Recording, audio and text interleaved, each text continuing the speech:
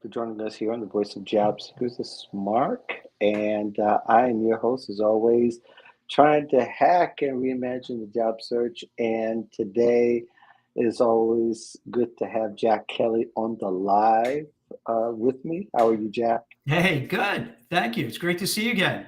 Yes, of course. It's always great to see you and work with you. We got some topics we're going to kind of run through today, and we usually try to hit what's on the cutting edge of job search and search discussion. So if you want to dig into the chat, you want to make comments, you want to just say hi or lend some comments, or you might have some expertise, no telling, that you might provide some of the latest information that we don't know. So hopefully that we can help each other in that kind of way. And of course, you can always go to werecruiter.com or recruiter.io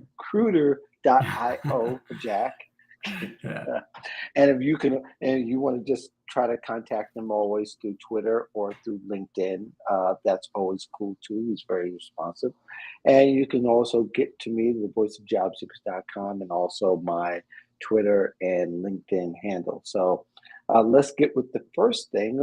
Read an article by Susie Welch, and most people probably don't know Susie as much as they do Jack Welch, who was the CEO of General Electric once upon a time. But she wrote an interesting article. I thought it was pretty interesting. And as a CEO, she's telling you or telling us that we should look for the whole circle of happiness, including professional satisfaction as well as financial satisfaction. And really, we want to discuss really, again, talk about why loyalty is kind of the thing that still is being heard out on the streets of social and everywhere else in the news, as opposed to looking for places where you need to be happy or where you should be happy. Because really, when you're happier, you get better work. So, just starting off with you, Jack, and just I know you've written about it several times in helping people try to find a workplace where you may not find it in the first shot hmm or two at jobs, but eventually that should be everyone's goal, right? Well, to start with, can I give like a big issue, a big problem, Okay. particularly Okay. for pale white guys, is that when you go on like these streams and you have a ring Uh-huh. light, you get all red and Yeah. blotchy, and it's so freaking annoying. It's like you feel like you're baking in the sun. You're like, at like, 7-Eleven and the hot dogs are going around. That's how I Right. feel when I go on there. And you probably watch by the end of this, call, I'm gonna be all bright Yeah. red, my nose bright red. See, and you don't get that. I know we don't see color, but I think you're not white. But that doesn't happen, right? Like it's different.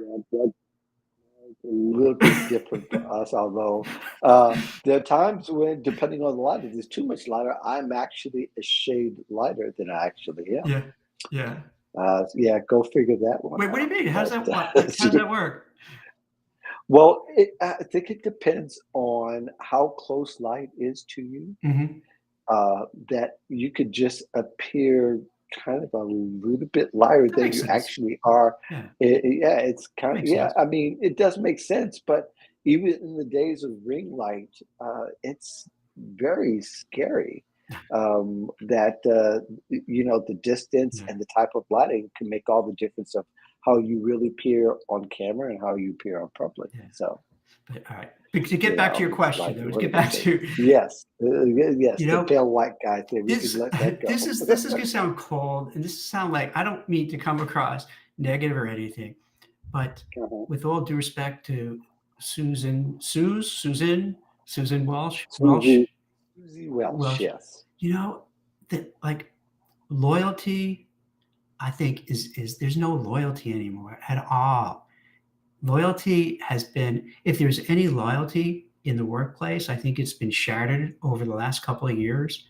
When Yeah. you just see this onslaught of layoff after layoff after layoff, it just Mhm. shows like they don't really care. And then when Right. when you mentioned about her in the piece talking about being happy and having, you know and I don't mean any disrespect to her, but she married Yeah. a guy who's probably, I don't know, it's probably a billionaire at one point. I'm not sure if Jack Mhm. Welch is still alive. So it's very easy to Mhm. say, hey, I want to be happy and I want to have the right, financially, well off and have this. Like that's for most people, that's just not going to happen. For most Yeah. people, especially lately, jobs. Let's take white collar professionals. It's so hard to find a new job, and people are worried and they're staying put because they're Mhm. scared if they leave, they might be the last one in, the first one out. So it's weird. There's a big chasm between like someone like her who like has all the money, has all the trappings of wealth. So yeah, you could talk about these, like, hey, we want to have it all, money, wealth, happiness. But for most people, what I see, and people who are listening, if I'm wrong, I'm willing to be called out on it. But I think most people are just Mhm. struggling. Yeah. Yeah. I agree with that, and I think overall, I mean, really, it depends. There's two Jack Welches, Mhm. as you know, uh, reading over the years. And from what I remember, there's those who agree and followed his mantra of putting the nose to the grind and never letting go, relentless work, and all of that, and the other portion is a lot different. Mhm. And depending who you look at, that's how he's remembered. And to hear that from her, I thought was pretty interesting. Although I think as well that once upon a time she kind of gave some advice that might be a little bit contrary to even her comments. Mhm. I won't go Okay. into it, but mind you, I think that uh, CEOs overall are not sure what to say. It's better for them almost from an image and from a brand point from the dig all the way in or to dig all the way out. Because if you're in the middle, if you're in that lukewarm spot, you're kind of like people rolling their eyes, they're kind of disregarding completely, and it kind of hurts your credibility if you're not in or out of whatever part of leadership, especially when it comes to either help people financially. Like you think of some of the CEOs that do talk about, paying people fairly. They're not popular amongst those who think a lot differently, and vice versa. So I think that a lot of times CEOs don't know what to say, um, except for are they speaking to their people in the company when they make public statements, or are the people talking to people who are their peers? And I think that might be a question to ask when you see these kind of posts from someone like Susie and like others who say and have opinions about salary and happiness and all that kind of thing. Yeah, I think they're just different. They're different class systems. They're different stratas. If you're the CEO and the executives, think Yeah. about this. Oh, from 2022 to now, with all these layoffs, it's the workers who are getting laid off, but they're not the ones who are making the decisions. So it's kind of a Right. backwards world. So the people who don't make the decisions or the bad decisions, like overhiring during the pandemic and being reckless by overhiring, then when Mhm. things go bad, they miscalculated. It was their fault for overhiring because they're the executives. Do they say a mea culpa? Oh, I made a mistake. We overhired, and I'm going to take a cut to my salary, a cut to my bonus, or I'm going to fall on my sword and leave the organization. No, they Yeah. still get paid. They still get their bonuses. They still get their stock. And then they'll let go 5,000 people. And then when they let go 5,000 people, the stock price goes up because Yeah. shareholders are applauding that they're being very concerned and cost cutting and efficient and effective. So it's like a bizarre world. So, like you talk about, It they're in this is. rarefied world where they're almost immune, and where the regular, middle class, working class, they're the ones who bear the brunt of their bad decisions. It's a really weird thing. And like you would think the media would talk about that more often and say, wait a minute, why are you here as this still as the CEO or the CFO or other C-suite when like you've made really dumb decisions and right and say, hey, Yeah. you're CEO. And this way, because let's say you let go of some of these executives who are making 10 million, 100 million, 200 million. I'm not exaggerating. You know, these, oh my God, they make so much money. You could easily hire back a whole bunch of folks. You would think, but you think about the banks kind of started all because there are several banks, and I'm not going to name them by name, but there are several banks where the CEO had reported several 8-digit losses several years in a row, and they're still, CEO and still get their bonuses. But yet, when you talk to them outside of when it's bonus time, Mhm. they sound it's like a completely different language. It's like, well, so and that's why I asked, who are you talking to? Are you signaling to your workers that things are going to be better? Are you signaling to your board, which I think a lot of times they are, signaling to your board that this new direction is going to mean something and that you're taking a stand against X, Y, and Z? I just think that job seekers need to learn how to listen with that kind of discernment. And because a lot of times they get mixed up, we tell them to research companies, we tell them to target companies, we tell them, or at least a lot of us do, we tell them don't blindly, uh, you know, uh, apply to any job and take any job and to do your due diligence before you take the job. And when you do take the job and try to get solid as soon as you possibly can. We give them all this advice. In the meantime, the CEO may say one month, "Hey, we're hiring a lot of people," and then 3 months later, "Oh yeah, we got to let you go after all the work that you did to get the job."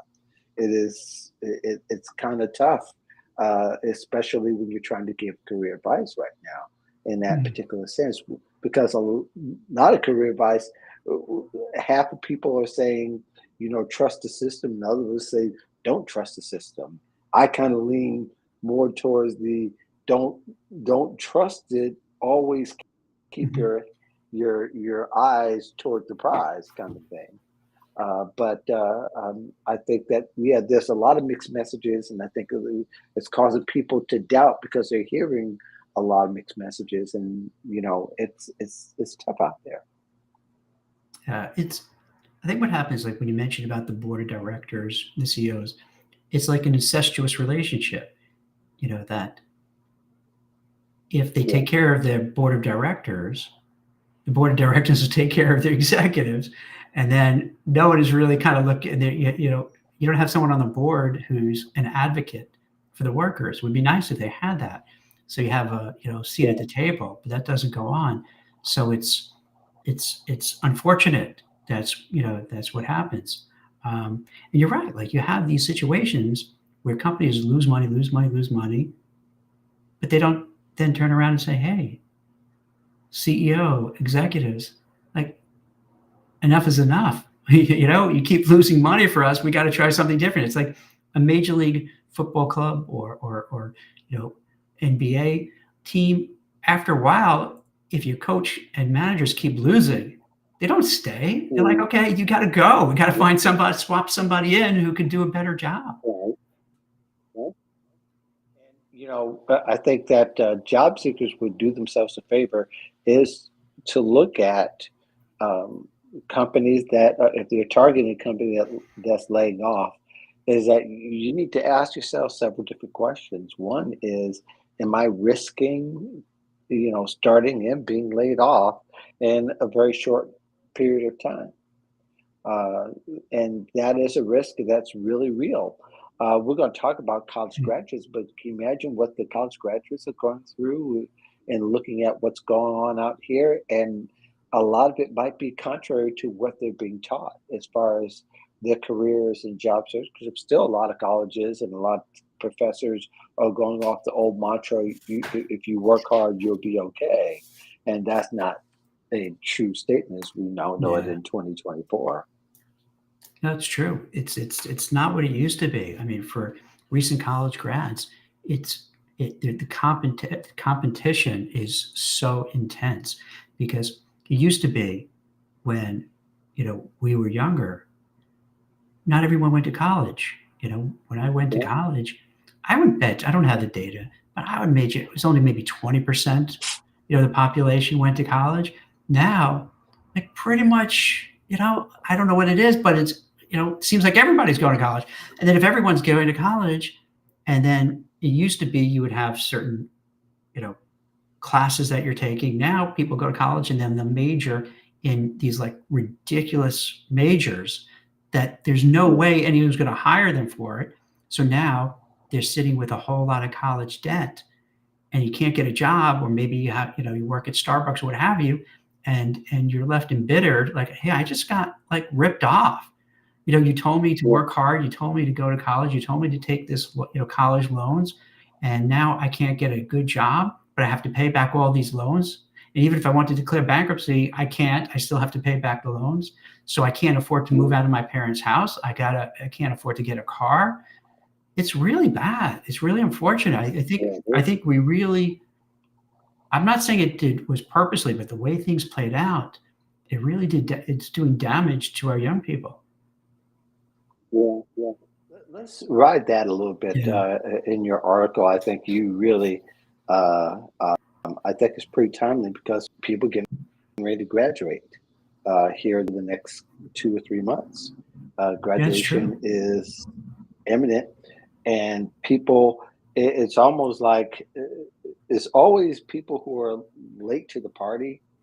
I think the people who really have it right have already, by the time they graduate, have had 4 or 5 internships, and maybe some of those internships were during the year, because you almost have to kind of show a continuous stream of work. In your article, you say that still their employers want you to have 5 years of experience, for a 22-year-old to have experience of work. When how can that be really possible? The only way they're going to be able to do it is if they're working already. So there's a lot of mixed feelings of that. Did you find? Are you finding that in the people that you talk to, in the conversations that you're having, that people are still overvaluing uh, the college degree to the point to where they are? It's kind of another world that you're speaking to. So I think what happens is this. Well, when you say that, do you mean to compare it with the trend also where they're saying, hey, you don't need a college degree, we're going to hire? Is that Yeah, what you're referring to? Or yeah. Comparatively, because there are some jobs, there are some companies that kind of withdraw the whole college degree thing at this point. There's some that do, and there's some that actually are still ringing that bell. It's hard to give a percentage of it, I'm sure, but you might be able to, cite a survey that says that, but the lot more have kind of withdrawn that old you got to have a degree thing, yeah. no matter what position it is. So it's interesting with a lot of times you hear these companies, they'll always say these things that sound nice. Hey, you know what? You don't need a college degree. We'll take you. But then it doesn't happen. Then they're going to ask for the degree. Same thing with, and then when you follow through for these entry level jobs, if you go on LinkedIn and you'll put in whatever it may be, data analyst, what have you, Mm, and entry level, and you'll see they want, like you mentioned, 2, 3, 4, 5 years of experience. That's ridiculous. It's beyond comprehension why they do that. Now, could it be a glitch that whoever is posting these things is just not thinking it through? I don't know. Do they just want to put something out, but they're not going to hire? Could it be? I think one of the other reasons that we really don't talk about too much, going back to the pandemic, I think you had this overhang of people who, let's say 2020, 2021, didn't have any jobs. And then each successive year when people were graduating. So now you're competing not only against your graduating class, you're competing mhm. against the overhang of the last last 2 or 3 years of people who were during the COVID world. and they didn't find a job, or they had a job way beneath what they should be doing. Barristers, Uber driver, Lyft drivers. So like you have this crazy intense competition. So I think the employers feel, hey, we can keep jacking up the criteria for somebody to get the job here. I think a lot of the problems also, some of the postings have been illogical. I mean, even to this day, well, I shouldn't say I don't know even to this day because I haven't looked for a job like that recent years. But there was a time when it, they would have prefer you to have a degree even if you worked in the mailroom, or even better yet, for those who are in grad school, for them to have a graduate degree Mhm. only for them to make 30 or 40 thousand dollars a year. And you go, that that doesn't make that doesn't make a lot of Yeah. sense. And it's kind of scary that people are that companies are still riding that horse. That's going to be the way that life should be. But really, we're being oversold college degrees these days, and it's even hard for a parent to convince the children these days, especially when they know what's going on. If they understand the game, it's for a lot of them. They'll go to a trade school first before they'll go and get a college degree. You know what? If So with one depending on the degree kid, makes a lot of sense. 100%. Depending on the kid, if let's say the young adult has an aptitude towards carpentry, being an electrician, um, any of the skilled trades, I would say you are way better off instead of dropping $250,000 in student loan debt to say, hey, let me invest in Mhm, myself. I'll become an apprentice for an electrician, learn how to do that. And then if I'm entrepreneurial, mhm, maybe I'll have my own truck. And then before you know it, I have a couple of trucks. The same thing with a plumber, the same thing with, painters and so on. Just because there's a shortage. You probably see this with your own house. Like whenever you need something and you try to get a hold mhm. of a contractor, you're chasing them because they have so many other Yep, people who want your services. And that's not yep, necessarily the case right now with recent college grads. So you might be better off. And I think the trouble is that we've become as a society this very classist kind of society. So that let's say you live in a certain neighborhood, let's say doesn't have to be a really uber expensive neighborhood. Let's say it's solid middle class, maybe even upper middle class, even maybe a little under. mhm, And if your kid doesn't want to go or can't go whatever to college and do something else, it's like, oh my gosh, this is terrible. This is what's going on. Oh, there's a problem. But why? Like that's a great given everything that's happening now. It makes sense for parents to start reevaluating. Does this young person need to go to college? Does it make sense for this person? Do they have the aptitude to really do something? And is it worth it to literally spend hundreds of thousands of dollars for a piece of paper that may not help you? Whereas maybe the other thing, you can make a nice living, do yep, really well, be part of a union, get a pension, and that gets ignored because for some reason we look down. And let's be frank, this happens a lot. You look down on these working class and blue collar people, mhm, but meanwhile they're doing pretty well, thank you very much. They're making a lot of money, they're getting a lot of business, but it's just because they're working with their hands, people turn the nose up, which is horrible. Which is like it's this is one of the many things that's wrong with our society and how we think of things. We should be appreciative of those people because if they weren't there, our lights won't be on, our toilets aren't going to work, our roofs are going to cave in. But yet right, we act like, oh, because we're in an office, we're better. yeah. And we somehow, I think we have to change the way we view the jobs that people have and not judge them and judge them negatively if one works with their hands and one is just on a computer or a laptop all day long. Mhm.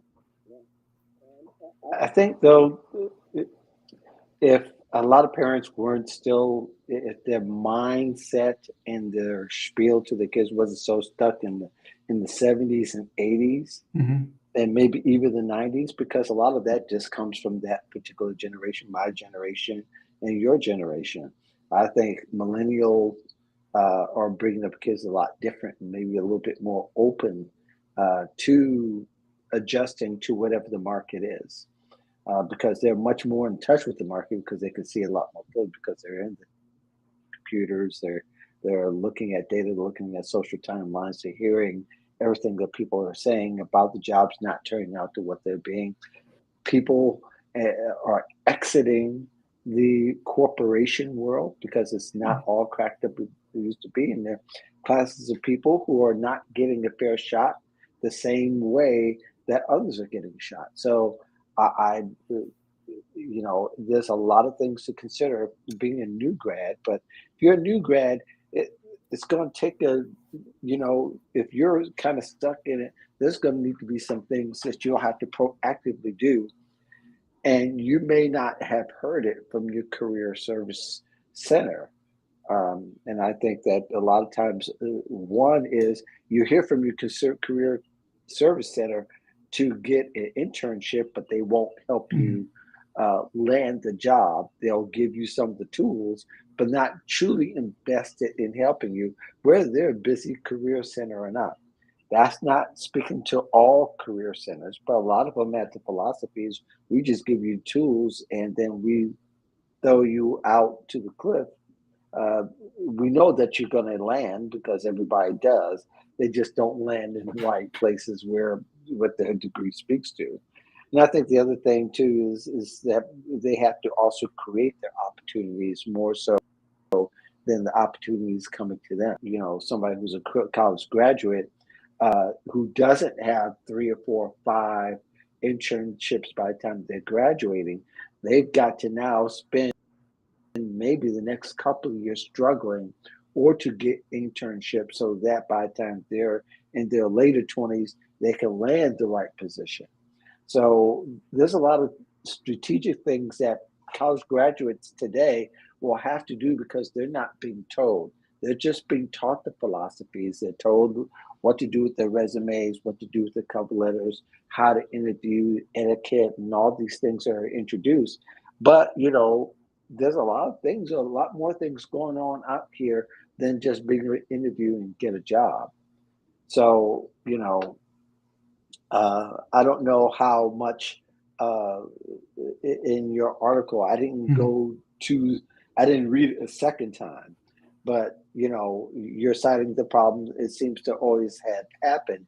It gets to they get to February and March, and it's like, oh my gosh, I just heard that so and so from last year, graduate last year, still doesn't have a Mhm. job from 2 years ago, from 3 years ago, and they're struggling. It could be kind of scary at this particular And time. then I don't know if you're familiar with this kind of trend on TikTok where you see people who do have a job, and particularly see a lot of young women who have a job, Yeah, and I think where they're being interviewed and they're being asked the job and asked how much they oh, make. this I've is seen something that a little one. different I was alluding to is that where Okay. they're basically saying, "Oh my gosh, I didn't know this is gonna be like this." I have to wake up super early, commute it, let's say commute into New York City, work, till 5:30, commute back home, and do it every day, day after day. And they're like, I'm exhausted. I get home, I'm exhausted. I just have enough time to make Right. some dinner and then I'm done. And then I got to do it again. And and I don't, maybe I'm naive, but it doesn't look like they're Mhm. great. They're such great actors that they're hammering it up. I think it's just generally this like, oh my gosh, this is what this world is like. This is horrible. You know, I can't get enough Yeah. sleep. I got that long commute back and forth. My job doesn't even pay me that well. I don't have enough money that I can even get my own apartment, but I'm working so hard. And they're like, and you could Yeah. see again, I could be naive, and this is all like an act to put on to get clicks. But it does seem that it's very frustrating, even if you get a job, that they're just Mhm. think about it. But we're used to it, right? But like when you think back, it's Right. kind of cruel and it's just harsh, and you don't have really much time for your to have a life. No, no, you don't. And thus the calls for more Yeah, hybrid remote work is so that people can have a yeah, life. And that's one of the reasons why people are. I mean, you think about it.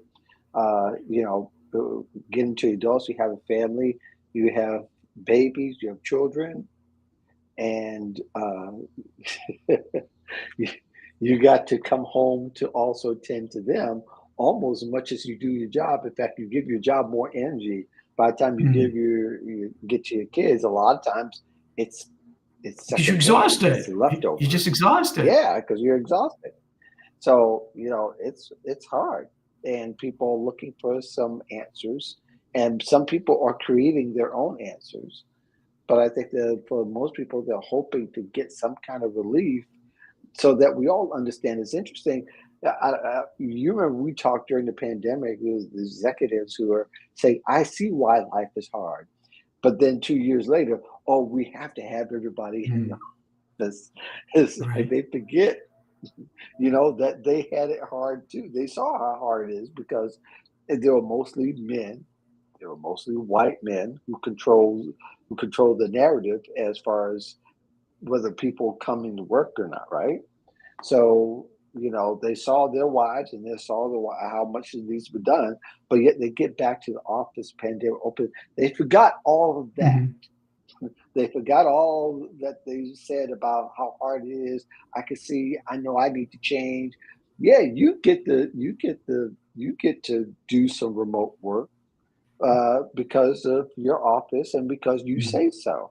But then you're demanding everybody else to come in. It's not a fair exchange, Yeah. and people see it. Yeah. So I think that college grads have got to work, but mostly a lot of them have got to take control over the job search and kind of go and figure some things out way before graduation year. I don't know if we'll ever get to that point, Mhm. but a college career service is a good place to start for a lot of them. But a lot of them will also need to be a lot more creative and kind of deciding what kind of life they're going to want to have afterwards. So let's talk a little bit about AI real quick, and then I'll let you go. Um, and you wrote an article on about AI and helping people. And I think people are still kind of struggling with what to do with AI. They hear more about how it's going to automate your life more than actually how it should be a tool and a resource like everything else is. So if you can just riff a little bit on your article that was just published this Yeah. afternoon, in fact. Yeah. So my mind is blown by it. I think it's so transformative. Where let's take with respect to the job market, Ooh, like every step of the way now, AI is kind of infused in it. Everything from screening the resumes to making hire decisions to make fire decisions, how to manage people.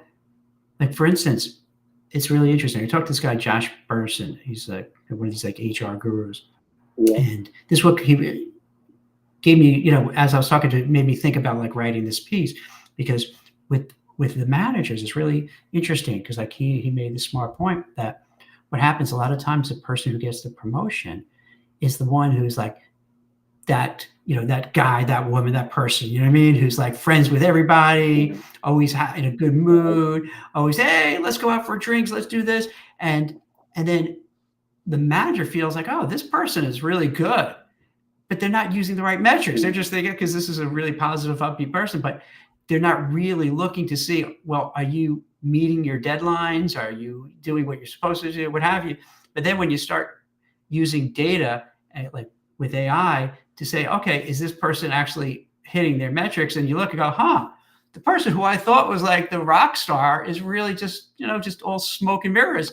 Whereas the other person who's maybe a little bit more quiet and not like a big boastful kind of person, they're the one who's really doing Right. well. So all of a sudden, the data can show, and then it's in a way not arguable because you can just point out, like, okay, here's all the reasons why that person who was overlooked because they're kind of maybe a little shy, a little reserved, a little quiet, but like they're killing it. Whereas the ones who are like the big shot, they're like, yeah, you're really all talk and nothing is happening. So it's there are ways that each piece of it you notice, and then you have a whole like this whole cottage industry has developed where you have these startups, these small scrappy startups, where you could take if you want a resume, they'll just do the resume for you. Then they could do a cover letter for you, and then they could send out emails for you, and so forth. They could actually send out, Mm, job fill out applications. So it's every little piece of the way AI could help out. Now, is it perfect? No, it's not perfect at all, but it's still early days, and it does seem like this is mm, this is like a huge game changer. Like for myself, it makes my life so much easier. Let's say when I'm writing a piece, it makes it so much easier mhm. that I could what could take hours of doing like just searching and trying to find stuff. You could find it like in a minute, and you could go, oh, that's what it's all about. Oh, now I get it, and it completely makes everything so much better and easier. Yeah. Yeah, I find that I rather use AI to help me on the back end than the front end. I think that's where a lot of misconception is a lot of people want AI to do everything for them, and they're hoping that it'll be programmed for do everything for them, or at least the mundane stuff. When in essence, yeah, you can have it do it, but it's not that sophisticated yet. And it may take a long, long time before it gets to that point because it really can't read emotions or minds or predict what happens. But I will say that if you need to finish things, or if you need to double check sources, or if you need to make sure that you've dug deep enough on research, that's very helpful and very powerful as far as writing is concerned. But I know that it's also is helping managers make decisions if it's based on data. I Mhm. imagine is one of the markers that they're using, right, Jack? Absolutely. That's a good example. So let's say you're looking at your data and you find out like, huh, I didn't realize Jack was absent so many days. Oh, I didn't realize that he's Mm, coming in late and leaving early.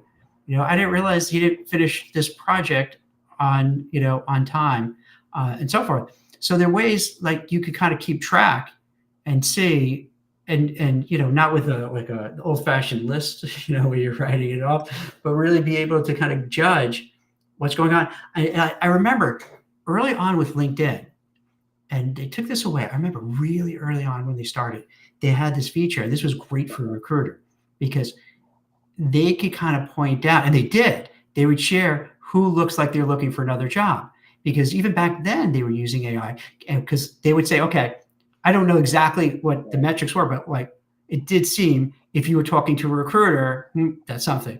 If you're getting some more people in your network, linking in with them.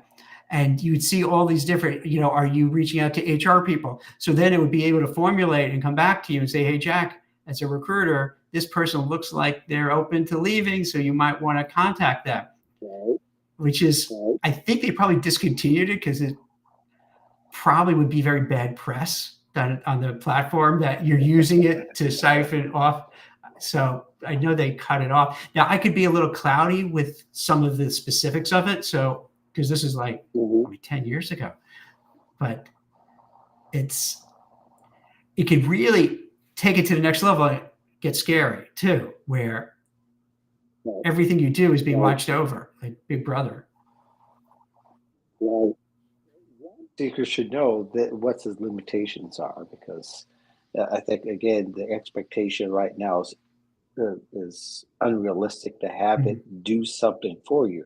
Now I think it could help correct things for you. Like I know the people who put in their resume and have them to do grammar checks for them Mhm. and among other things. But that that might be okay, but still, it won't. It doesn't get down to the core issue for someone is can you do the job is what recruiters are interested bottom line, right? Mhm. They're interested can you do the job rather than to give a perception that you have potential to do a job. There's a big difference, right? Absolutely. Yeah.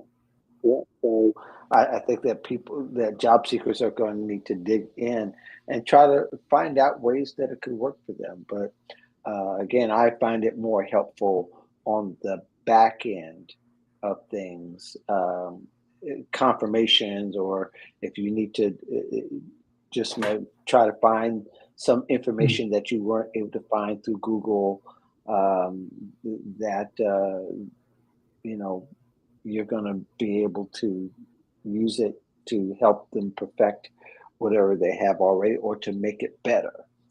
But right now, as far as using on the front end for it to do things for you, I think you might be disappointed with those kind of results. So Yeah. I know that. Go Have you ahead. checked out, I want to say Sora? It's something from OpenAI where you could text to video. I haven't done Thor yet. They haven't given it out to Yeah. everybody. I think just to certain, I guess, very creative people. But the videos look amazing. It's crazy. So, I guess it's talk to video and they create these lush videos. Yeah, some of them. I think I wonder if it's really fakes where I guess the same vein people. where, but you're able to yeah, you're able to do these crazy stuff. Well, that kind of segue. I was trying not to go there, but I'm gonna have to go there. That's Yeah. one of the things that actually happened in far as job scans. People are being deep fake. There was a company that actually had an employee. He thought he was talking to his coworkers. He was looking at video and everything, but these coworkers were scammers. So they asked him to send, uh, I believe it was a list, or put it this way: in this particular story, they sent them $25 million. Damn. Yeah.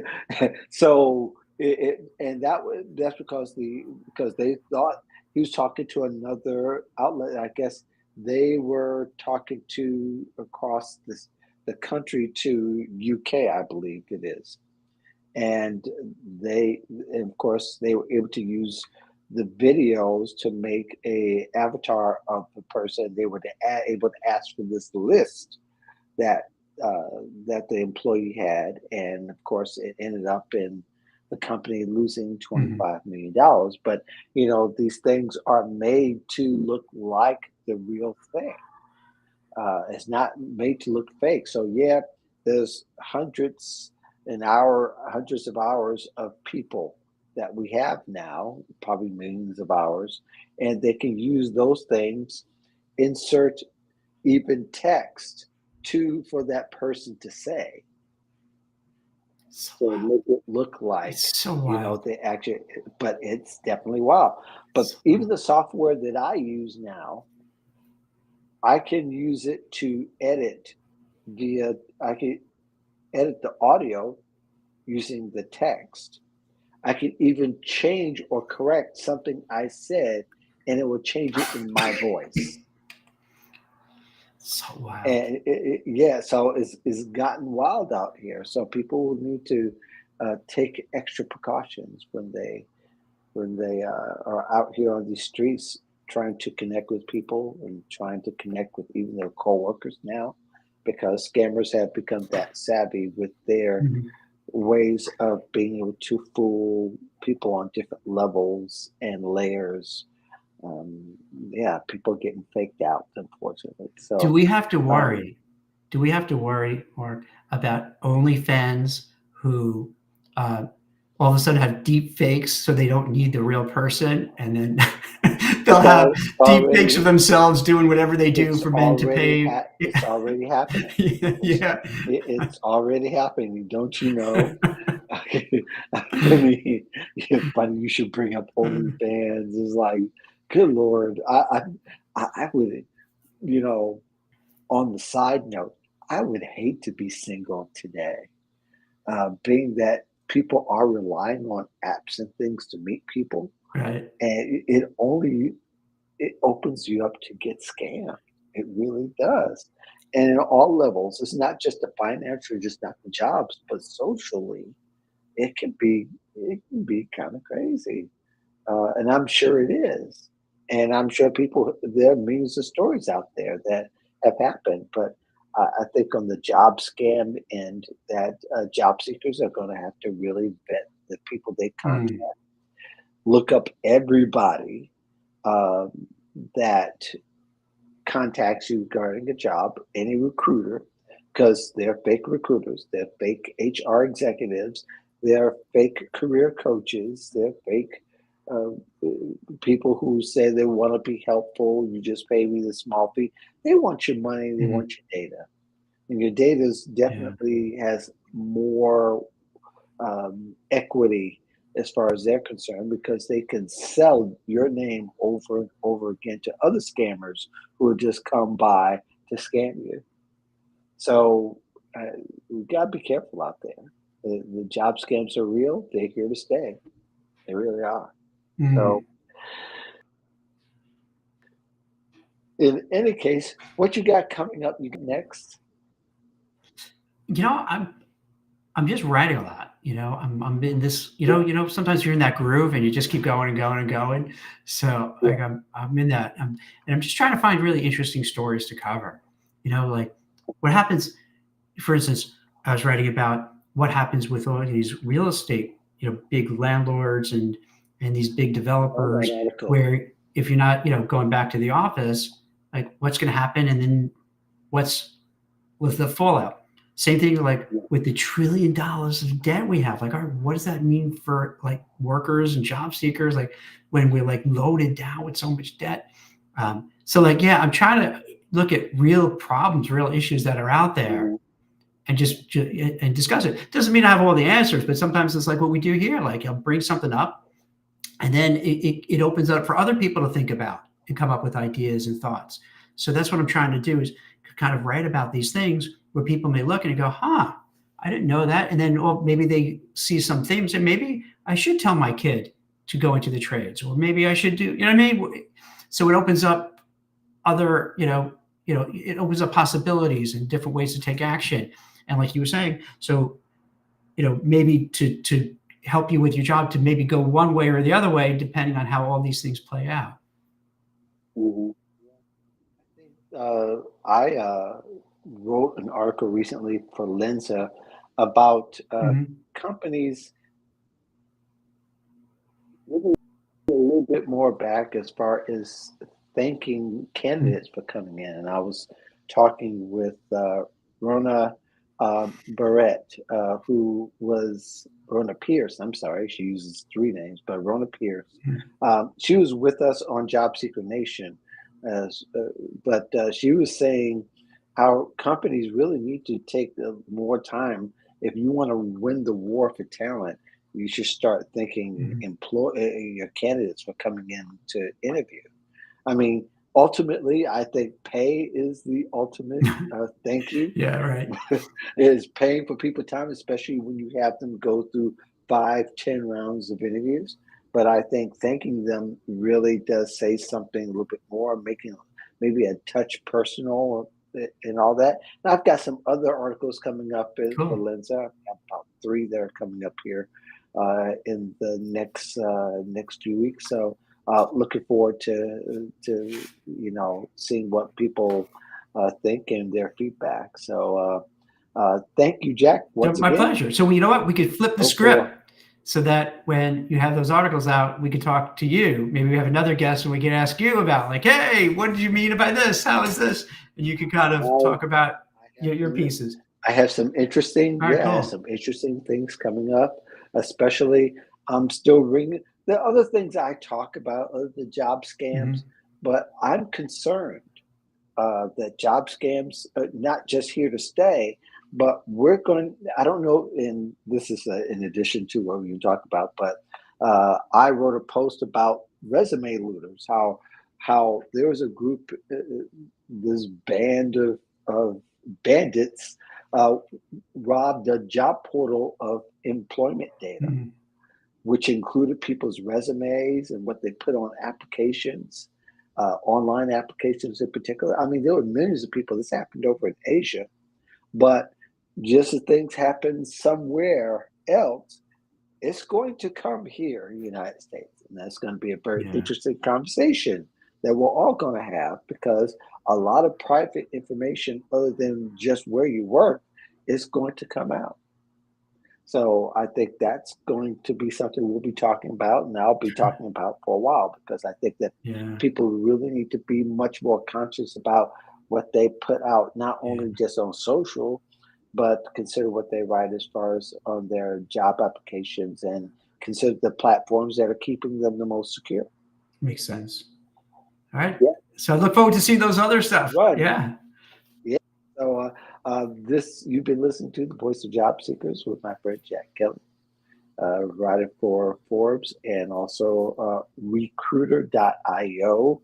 You want to contact him, and your site also helps uh, job seekers, I Hmm. believe, as well Yep. as connecting career coaches with or career advisors, even with Mm. job seekers, so they can get help. Right? Perfect. Yes. Okay. We're done here. Peace in the valley Excellent. of love. Thank you very much It's for good seeing joining you again, us. man. Thank you. You All too. right. Take We'll care. talk to you soon. Bye All bye. right.